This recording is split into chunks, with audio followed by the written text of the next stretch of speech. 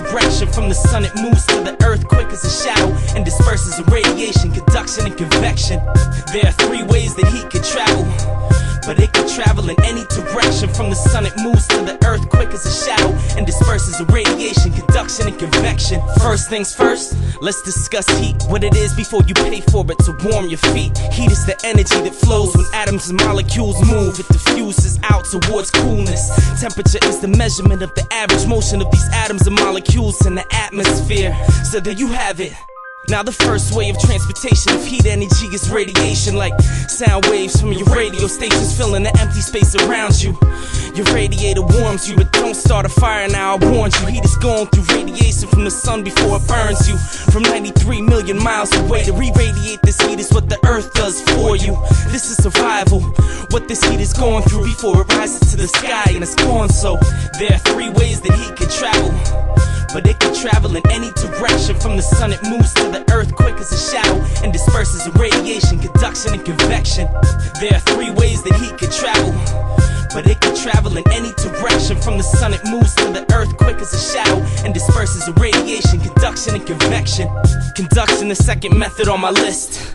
You can feel it like a hot pot in your fist with the handle gripped. I bet you'd rather grab a candle lit, cause it's heat through conduction that causes this. Atoms and matter in a fixed position vibrate when heated like a pan in the kitchen. Transmit the heat energy to atoms next to them that are cooler than they are to cause equilibrium. To even out the temperature, the heat has to travel up the spoon in your tea in the morning with your bagel. It might burn your hand, but just learn the land of conduction, heat energy, until you understand.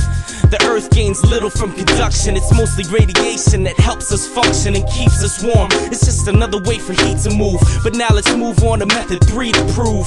There are three ways that heat can travel, but it can travel in any direction. From the sun it moves to the earth quick as a shadow and disperses in radiation, conduction, and convection. There are three ways that heat can travel, but it can travel in any direction. From the sun it moves to the earth quick as a shadow and disperses in radiation, conduction, and convection. Convection is the movement of heat in liquids and gases to even out the temperature fastest. This process is called diffusion. It's a flow of particles cold and hot in a fluid. If you're not listening, then stop what you're doing, cause this is the final mode that heat can move in. And this affects you every day. It's the breeze at your back and the wind at your face. When heat reaches the earth, it rises at a rate with the air in the place, and it moves up till it cools. Trillions of molecules together make up the weather that we see on the news. It's how they measure the pressure of the air and the temperature, but convection is how it got there in the atmosphere. So don't be scared. Heat moves in three ways, so we made things clear. It's like there are three ways that heat can travel, but it can travel in any direction. From the sun it moves to the earth quick as a shadow and disperses in radiation, conduction, and convection.